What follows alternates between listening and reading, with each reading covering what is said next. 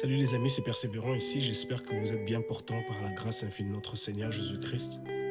En ce lundi, j'aimerais juste nous entretenir sur un sujet de l'accès que nous donnons d'une manière ou d'une autre au diable.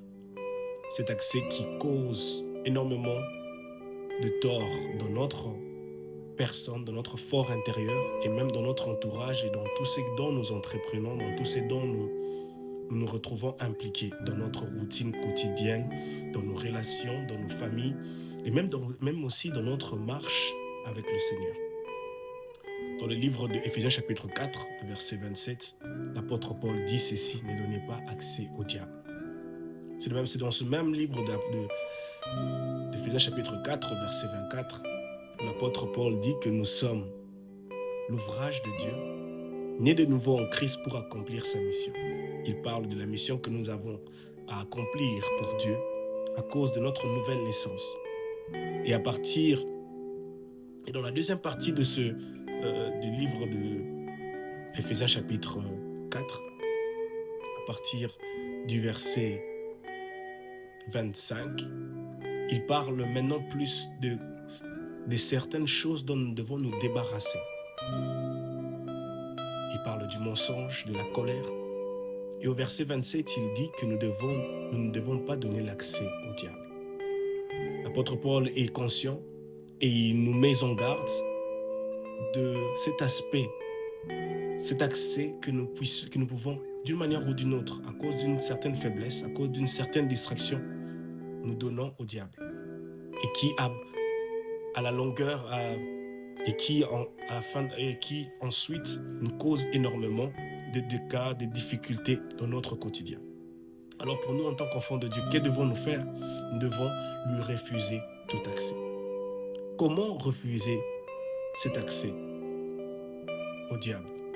C'est en déclarant les paroles des Saintes Écritures. Confesser les Saintes Écritures, les déclarer avec foi.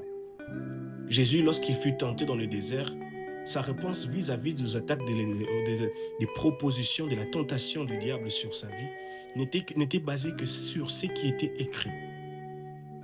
Alors nous devons être de ces personnes qui non seulement nous lisons et méditons la parole de Dieu, mais qui retenons aussi ce qui est écrit. C'est là où nous devons demander aussi au Saint-Esprit de Dieu, aide-moi à retenir ces passages bibliques clés dont j'ai médité, dont j'ai lu, dont j'ai médité, afin que je puisse m'en servir face aux attaques de l'ennemi, face aux réclamations, face aux propositions, face aux tentations que le diable peut venir apporter à ma porte. Et Jésus en est un exemple, lui notre modèle parfait. Il a répondu face aux tentations de l'ennemi en refusant tout accès, en se basant sur ce qui est écrit. Que mon Dieu nous aide à retenir ce que nous méditons, à mettre cela en pratique et à les utiliser comme des armes offensives, déterminantes pour anéantir la puissance de l'ennemi. La deuxième des choses, c'est que non seulement que nous devons refuser tout accès au diable, mais aussi nous devons prendre conscience que la personne dont nous sommes en train de faire face, le diable, c'est un oppresseur. Il n'a qu'un seul but, de nous détruire. Jean chapitre 10, le verset 10, donne la fonction ultime du diable: égorger, voler, détruire. Alors, nous ne devons pas le sous-estimer. Nous ne devons pas croire qu'en aucun cas, il a pour intention de nous faire du bien. Il n'a qu'une seule intention, de nous faire du mal. Alors, ne nous donnons pas accès. Quand nous savons qu'une personne a pour intention de nous détruire ou de venir de notre maison pour nous voler ou pour nous faire du mal, nous ferons tout de notre mieux pour fermer toutes les portes, toutes les issues d'entrée et de sortie, afin que l'ennemi ne puisse pas séjourner dans notre quotidien. Et il est aussi important, tout en refusant, en mettant en tête que nous devons lui refuser tout accès, de savoir que le diable est un menteur. Donc parmi ces stratégies pour pouvoir entrer dans notre quotidien, il viendra avec le mensonge. Jean chapitre 8, le verset 44, Jésus dit que c'est le père du mensonge. Il utilisera toutes sortes de stratégies pour nous séduire. Alors, ne cédons pas à ces convictions, ne cédons pas à ces séductions, ne cédons pas à ces paroles succulentes qui ont pour but de nous séduire.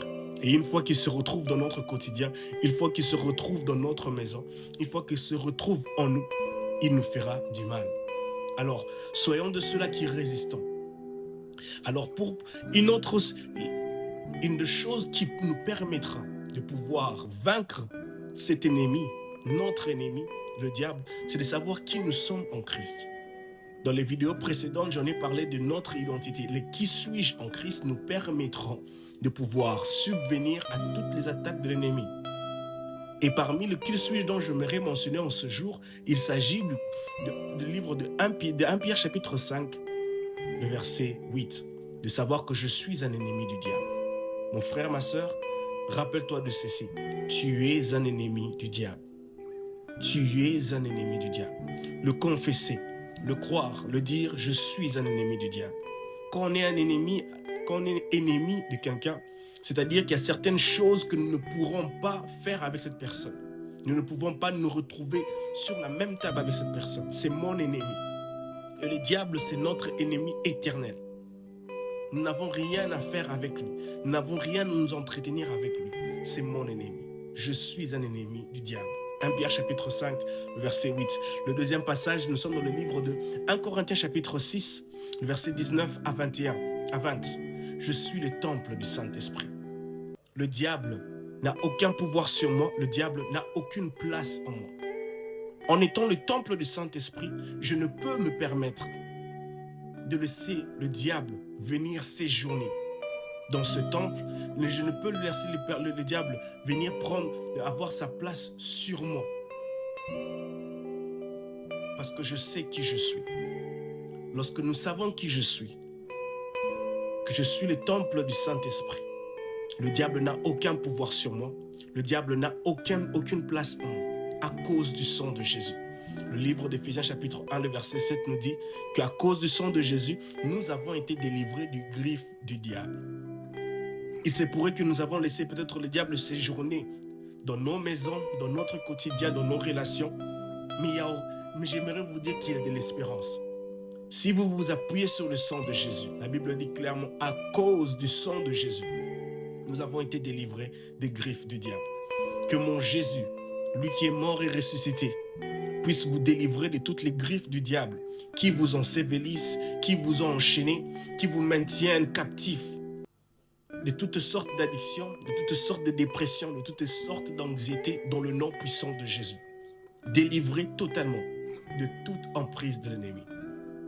En ce jour, rappelez-vous de ceci, le diable est notre ennemi. Vous êtes plus que vainqueur en Jésus. Ne lui donnez pas accès.